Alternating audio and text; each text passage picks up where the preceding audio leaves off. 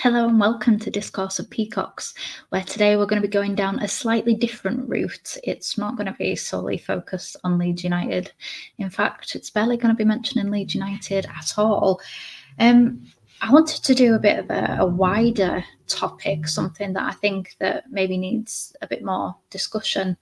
Obviously, you can see by the title of this video, are football fans being gaslit by rules? And by this, I mean, are we being thrown in the wrong direction so that we don't look at the bigger picture? Are we being fooled and pitted against one another? Are the financial rules there to help everybody, or do they only help certain clubs? We will be discussing all today, and this is a video that I would love to get some interaction, some comments, start a real discussion about everybody's views and opinions on these rules. Am I way off the mark with my own personal views? Are they things that you've thought about and agree with, or have a varying opinion? Please, once you've watched, let me know down in the comments and we can have a chat about it, because I'd really love to hear everybody's opinions, because I think it's a really important topic, especially with the way that football's going in this day and age. Financial rules, unfortunately, are being more talked about than ever before, and I think it's something that we really need to make ourselves aware of. I also apologise if you can hear any vibrations. I am next to a main road and there are cars going past. It's tea time while I'm filming this, so I've chosen a really great time to record a video. I'll go straight into it with financial rules help all, or do they? Now, in my opinion, from what I've seen of the financial rules, and obviously speaking from a Leeds United's perspective, how many people we had to sell in order to stay on the right side of the financial rules. Obviously this summer that's just passed, we've sold Archie Gray, Jorginho Rutter, Somerville, Kamara, and I think the sales of Sinistera went through as well. So, we've sold, I think it was about £140 million. Obviously, that's not, we don't get £140 million, but that's roughly, in financial terms, what it equates to. In my opinion, these rules seem to benefit the more established Premier League clubs than anybody else, because if they ever break them, the finances, if they get fined, which it's very rare that you get a points deduction, it's more often than not you will get a fine, they have the money to pay said fine. They have the lawyers to tie things up, so they can afford to elongate court cases and just keep stretching it out and keep stretching it out.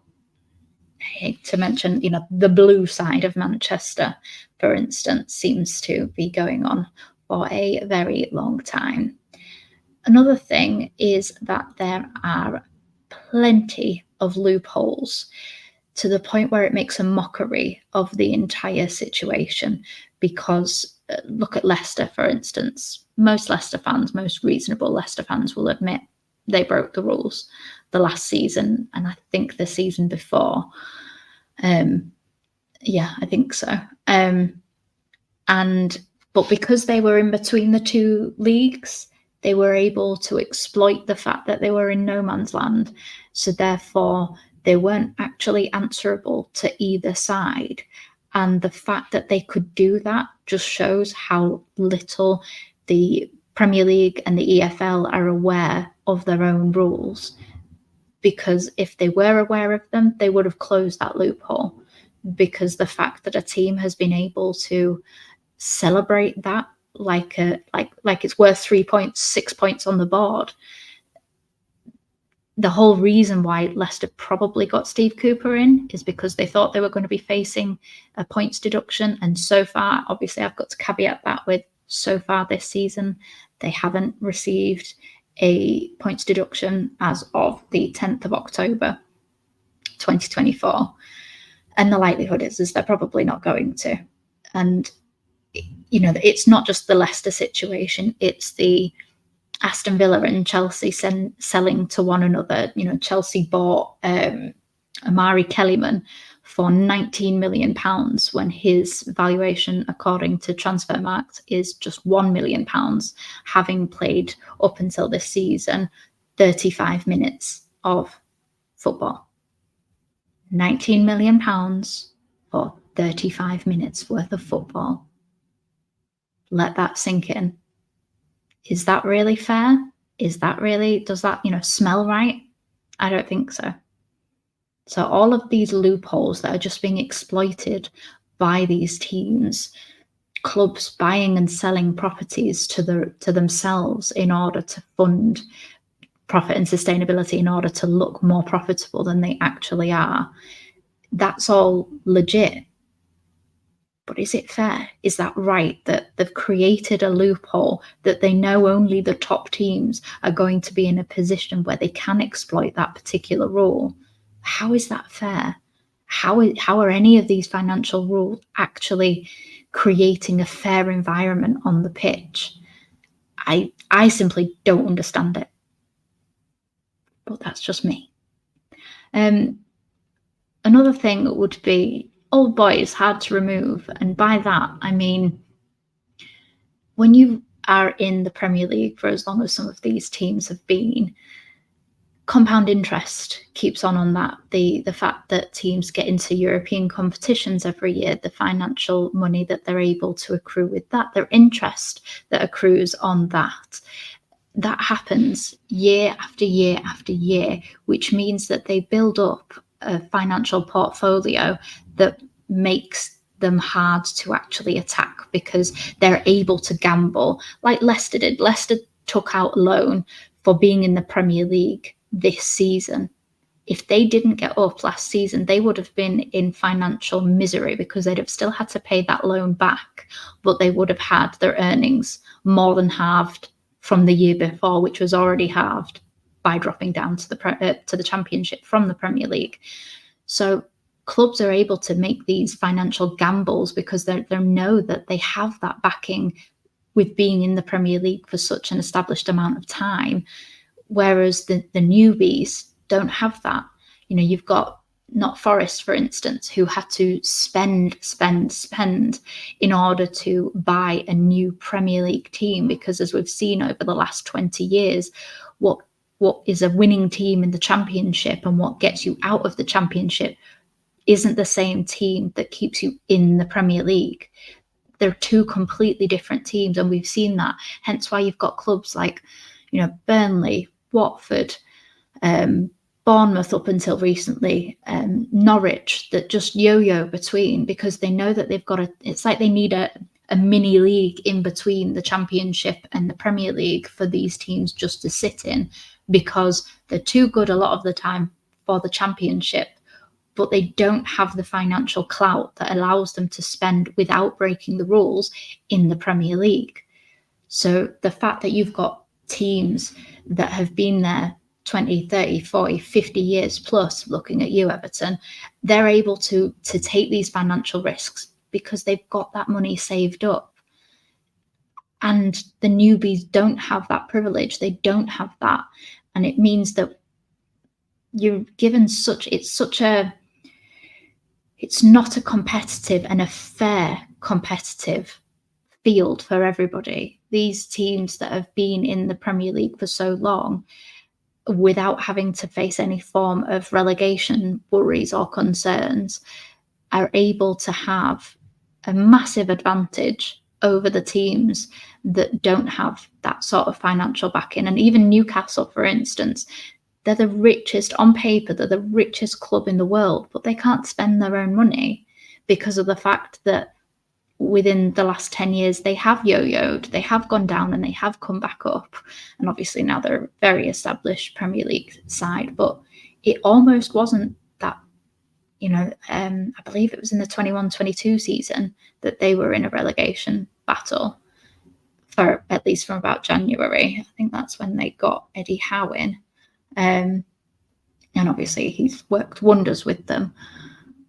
But you've got these teams that, because they haven't had that longevity in the Premier League, even if they have the actual financial clout behind them, they're not able to use it because of the fact that they can't prove that they've been there and that they can keep it up within, the themes of PSR, when you've got other teams just completely flaunting it, giving players 9-10 year contracts in order to, on paper look like they're, not breaching FFP and PSR. It just doesn't make for good reading. Then another thing that it's a bit of an awkward one, really. Nobody in the English media likes to talk about it a lot. Of the Premier League is just the Super League in sheep's clothing. Because you look at, since the birth, and I'm talking about the Premier League, not the First Division, but just the Premier League, in its birth in 92-93, only one team outside of those teams that were in the Premier League at that time has won it. Obviously, been Leicester. So yes, the Super League wouldn't necessarily have relegation, and the Premier League does have relegation and promotion.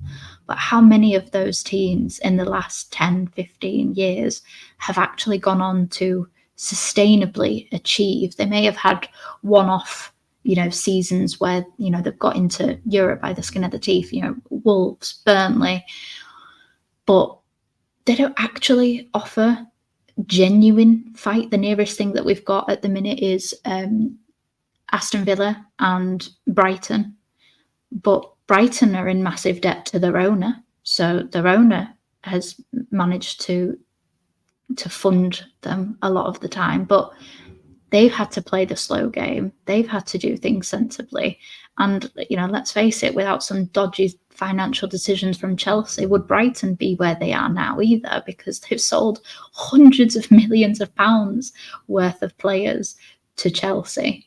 So Chelsea essentially are just, Brighton are not Chelsea light or the second coming of Chelsea. So there's not really that much competition in terms of the top six, the top eight. There's a big six there, and it's for, a particular reason of the fact that they're the most financially stable clubs, at least on paper. I know that you could argue that Manchester United obviously are not in a great financial position because of the fact that their owners seem to just take from the club. But it's not a fair fight, because the Premier League doesn't, other than that one season by Leicester, which completely surprised everybody. And, obviously a few years later they got relegated, along with us. So they were riding high and then just came absolutely crashing down. But you're not going to get that with the big six teams. You're not going to get that. They're not going to come crashing down. For as much as it would delight me to see Manchester United get relegated, they're not going to get relegated. They do have too much to get relegated. It's just not going to happen. And I will happily eat my words if that does ever happen, quite happily. My final point, I hope you excuse the pun, because obviously I'm a Leeds United fan, not a Sunderland fan, but it's a good pun.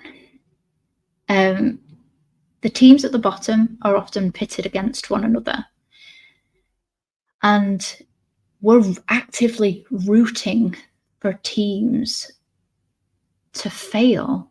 Instead of wanting our club to just achieve, we and by us, I'm just meaning fans of teams who are upper championship, lower Premier League teams, we are actively rooting for other teams to fail, because we know that if they fail, there's a chance that we succeed. Instead of just wanting our own team to succeed, we're actively, hoping that Everton get relegated or get a points deduction, when up until the last few years, I've not really cared one way or another about Everton, but because it all seems unfair when clubs like my club, Leeds United, do things financially the correct way to the detriment where we've lost half of our starting 11 from last season because we've had to sell them.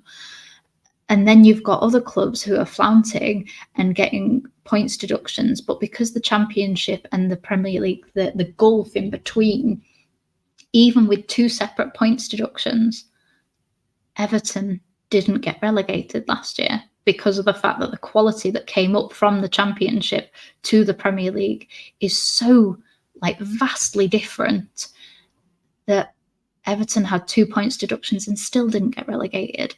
Nottingham Forest got a points deduction and they still didn't get relegated.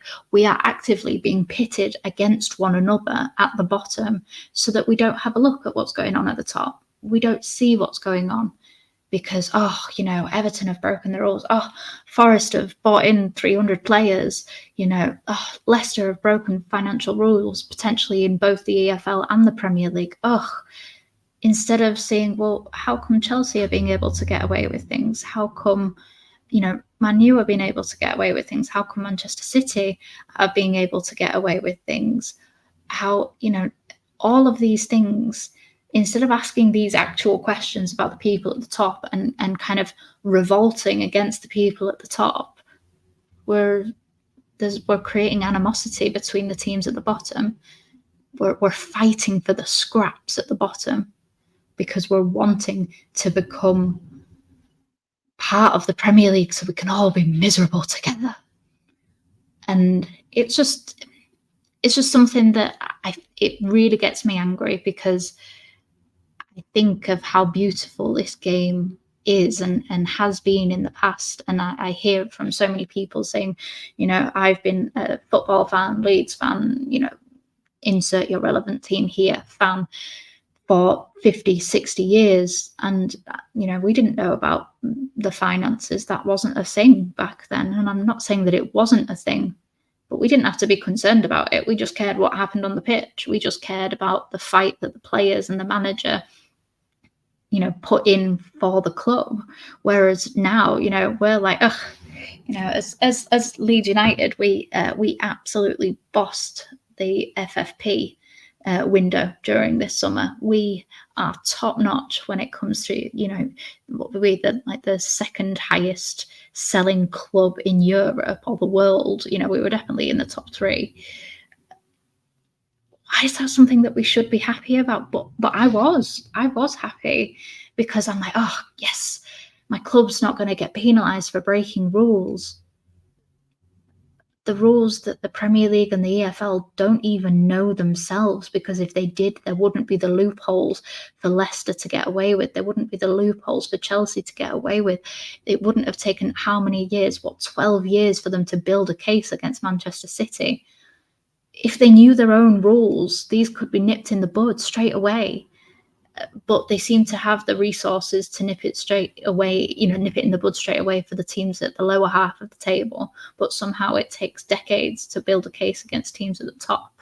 It's almost like money talks, isn't it? That's it. That's my 2 pence. Please let me know in the comments below if you agree, disagree, think I'm talking out my backside.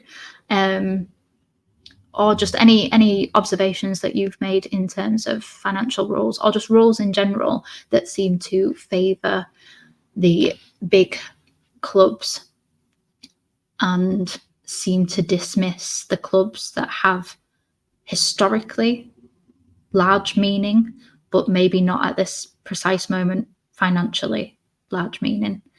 Let me know, like, comment, subscribe, do all of those YouTubey things. Thank you, and see you later. Bye.